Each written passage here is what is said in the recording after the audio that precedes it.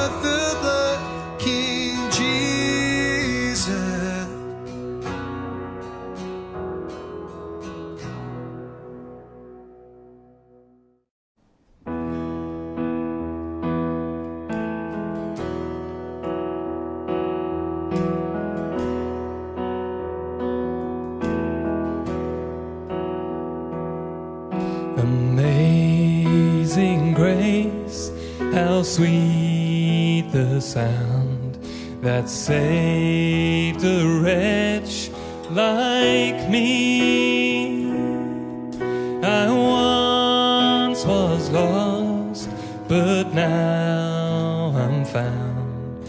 Was blind, but now I see. 'Twas grace that taught my heart to fear, and grace my fears relieved. How precious did that grace appear the hour I first believed. My chains are gone, I've been set free. My God, my Savior has ransomed me, and like a flood His mercy reigns. Unending love, amazing grace.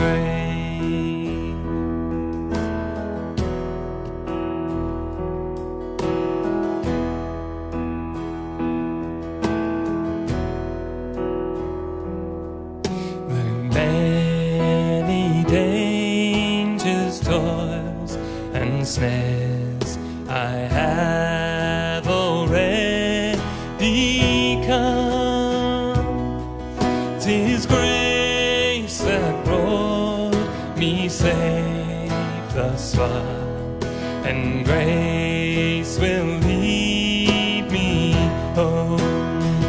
My chains are gone, I've been set free. My God, my Savior has ransomed me, and like a flood His mercy reigns. Unending love, amazing grace.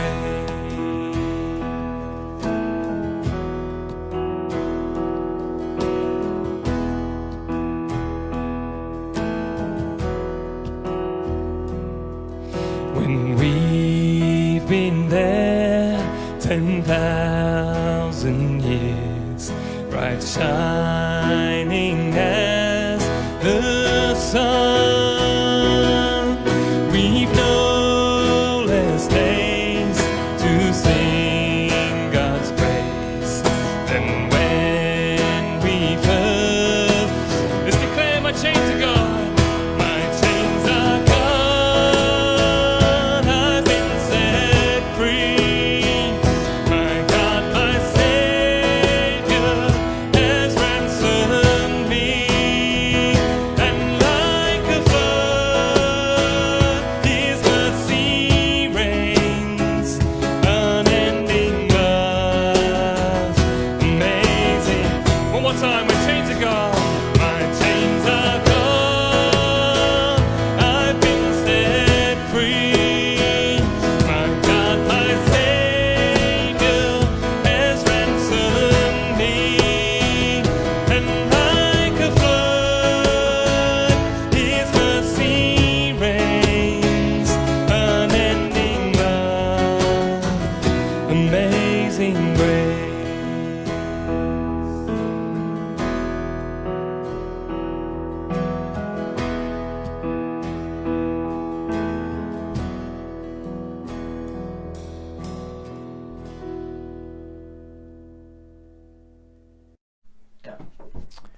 Hello and greetings to our friends in the Elim Church in Cleveleys. It's been a great privilege to respond to the invitation of Pastor Adam to share with you today some thoughts on the power of prevailing prayer. My name is Alistair Cole, and I was formerly the director of the National Prayer Network of the Elim Churches, and I now head up a ministry called The Watchman. We are living in momentous times. We're living in the days, I believe, leading up to the return of our Lord Jesus Christ. And one of the great things that God is doing in these days is mobilizing a powerful global prayer movement. that I believe will herald a mighty outpouring of the Holy Spirit across the nations of the world prior to the return of our Lord Jesus Christ. And the good news is that each one of us, whether we're in small groups or large groups, but each one of us are part of this great prayer movement that God is building in these critical days. And so the question is asked, how best can we understand the dynamics of prayer? And the answer to that is by seeing what the scriptures teach and illustrate concerning the place and power of prayer. And when I think about prayer, one of the first things I think about is the importance that prayer played in the life and ministry of Jesus. How often in the Gospels do we read something like this, that he would rise up a great while before day and spend quality time with his Father in prayer. In fact, in John chapter 5, Jesus said, I only do the works which I see my Father do. On another occasion, Luke records in his Gospel in chapter 18, verse 1, that men ought always to pray and not to lose heart. Men ought always to pray and not to lose heart. There are two stories I want to share with you today, both from the Acts of the Apostles, and if you have a Bible handy, it would be good. We're looking at Acts chapter 4 and Acts chapter 12. And the first thing I want to share with you today from Acts chapter 4 is the topic of believing prayer. The early church was birthed in the fire and mission of prayer. The early church was birthed in the fire of mission and prayer. You know the events of the day of Pentecost, how that following the tremendous sermon that Peter preached on the streets of Jerusalem, 3,000 people came to faith in Christ and the church was established. When we go into the third chapter, we have that great story of the healing of the lame man. Peter and John going to the temple at the hour of prayer, and suddenly they see this man who for years had begged at the gate of the temple. And we have those tremendous words uttered by Peter, silver and gold we do not have, but such as we have give we unto you. In the name of Jesus Christ of Nazareth, rise up and walk. And you remember the story, how that immediately his ankle and feet received strength and he began to leap and walk. And Peter and John took the opportunity to preach to that great crowd of people the gospel of the Lord Jesus Christ. Now, when we go into the fourth chapter, we read there that Peter and John are summoned to appear before the religious rulers, and they're told to never again preach in the name of Jesus, because if they were to continue doing this, they would at least face a lengthy prison term and possibly even death. So they were to never again preach in the name of Jesus. And this is how they responded. Whether it is right in the sight of God to listen to you more than God, you judge. We cannot help but speak of the things that we have seen and heard. We can't help talking about Jesus. So when they examined the nature of this threat, they came back to the church and they convened a powerful prayer meeting. We're going to look at this prayer meeting today, recorded from verse 24 to verse 31 of Acts chapter 4. And I believe this prayer meeting and the way they prayed can be a template and an illustration, an example how we can pray effectively given the days in which we live. And so the church met together to pray. And the first thing we have in verse 24 is believing prayer. They raised their voice to God with one accord. Let's just stop there. There was a passion about their praying. They weren't mealy-mouthed. They were conscious they were facing a critical moment in the history of the church. And so they raised their voice. They were passionate in their praying, and they prayed to God with one accord. There was a spirit of unity amongst them. When God's people pray with conviction and passion and pray in unity, great things can happen. And this is what they said: you are God, who made heaven and earth and the sea, and all that is in them. So what lesson can we learn there? Before they began to approach God in any measure of request, they focused on the greatness of the God to whom they were praying. If we're going to be effective in our praying, whether it be as individuals in our private devotions, or whether it be in the corporate prayer expression of the local church, instead of rushing in to our request and our needs, it's right that we bring them before God, but it's always a good thing, first of all, to focus on the greatness and the power and the glory of the God to whom we are praying. So how does this prayer continue in verse 29? Now, Lord, look on their threats and grant to your servants that with all boldness they may speak your word. They were praying for boldness in mission in the face of the threats that had been given. They had been threatened with imprisonment and possibly even death. And the prayer here was one of intent. Lord, we are aware of this threat hovering over us, but we are asking you, Lord, that we may preach the word of God with even greater boldness in the power of the Holy Spirit. And the prayer continues in verse 30, by stretching out your hand to heal, and that signs and wonders may be done in the name of your holy servant Jesus. And so the prayer was for boldness in the declaration of the gospel. The prayer was for the empowering and the witness of the Holy Spirit, that as the gospel was being preached, it would be preached with signs and wonders and miracles and gifts of the Holy Spirit. You see, friends, our mission is a supernatural mission. And so our prayer needs to be focused on that. We are to believe that as we preach the gospel, then God's power will be outworked. You know, this was a powerful prayer gathering. And it must have been amazing to be part of it, because we read in verse 31, when they had prayed, the place where they were assembled began to shake. Now let's just pause there. I want you just to close your eyes for a moment and just imagine you're in your local church prayer meeting. You're praying with passion. You're praying with unity. You're praying with boldness. You're praying for the infilling of the Holy Spirit. And such is that tremendous sense of the power of God, the building begins to shake. Can you imagine that? And it goes on to say this, they were filled with the Holy Spirit and spoke the word of God with boldness. What a prayer meeting. They were filled with the Holy Spirit and spoke the word of God with boldness. And it goes on in verse 33, and with great power gave the apostles witness of the resurrection of the Lord Jesus Christ, and great grace was upon them all.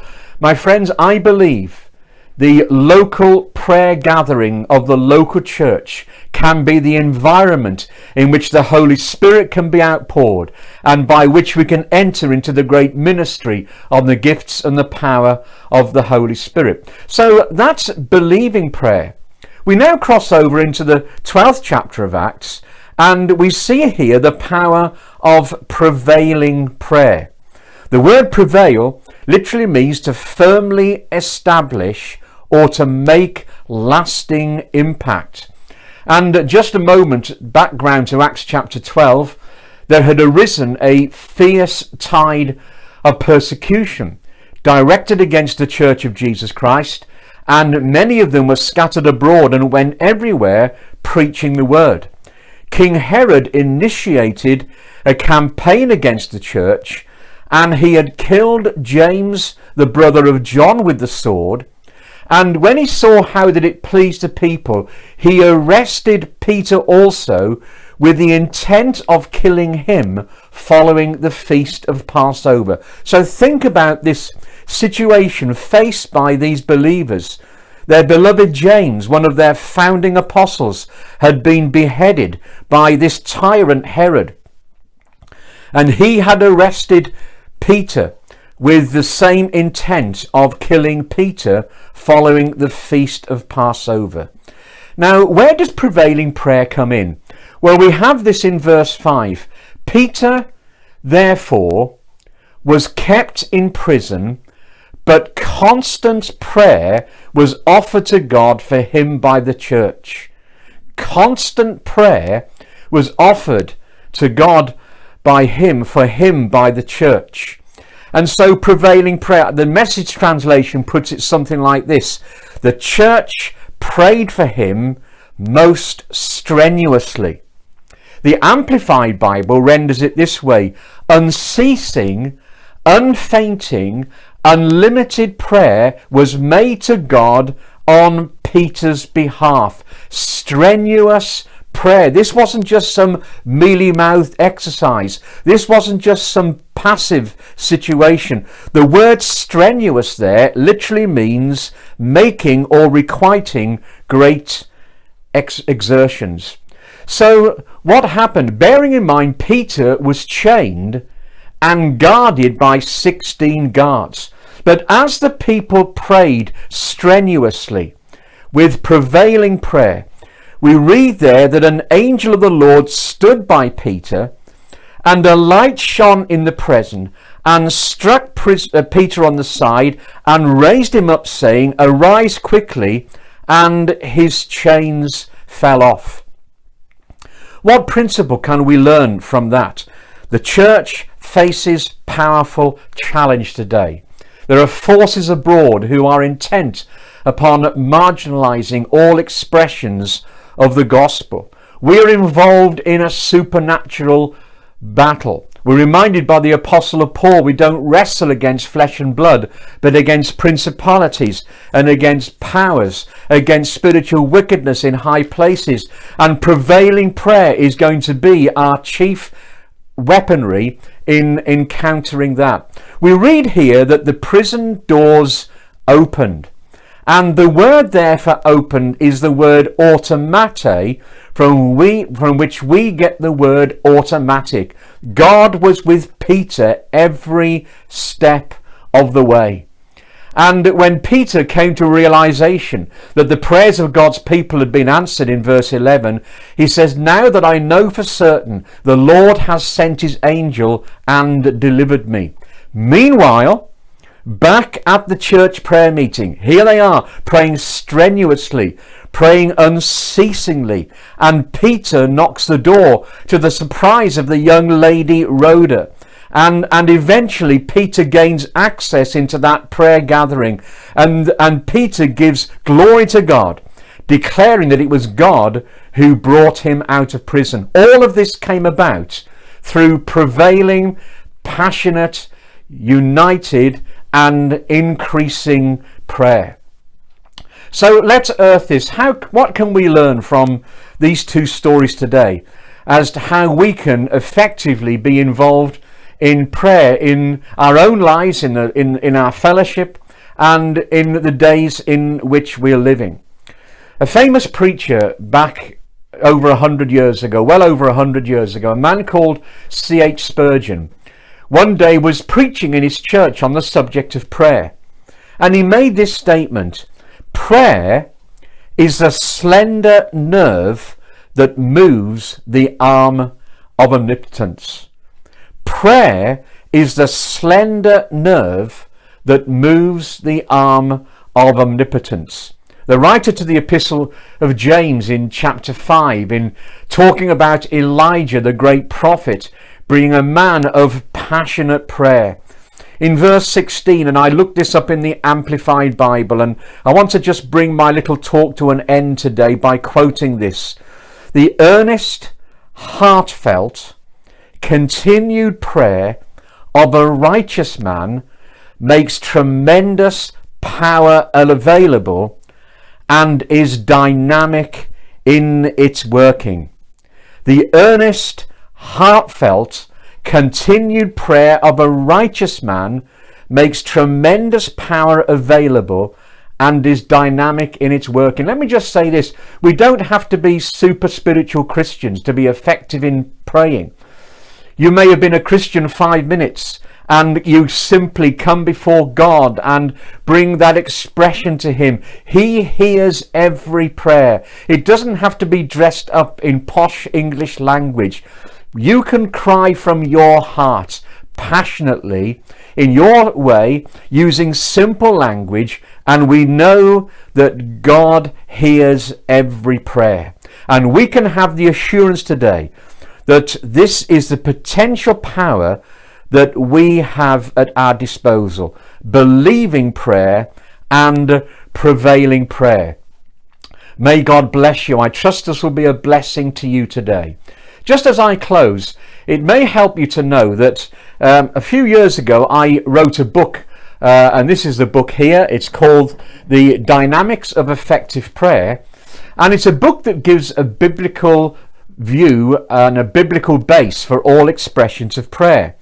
And so some of the topics that I cover in the book are, for example, prayer and presence, prayer and power, prayer and persistence, prayer and the prophetic, prayer modeled by Jesus, prayer and boldness, prayer in strategy for mission, and so on and so forth. And if you would like to purchase a copy, they're £10, including postage and packing. And I think the best way, if you would like a copy of this book, just make that known to Pastor Adam, and I will liaise with him and discuss with him the best way of getting that book to you. It's £10, which includes the price of the book and also postage and packing.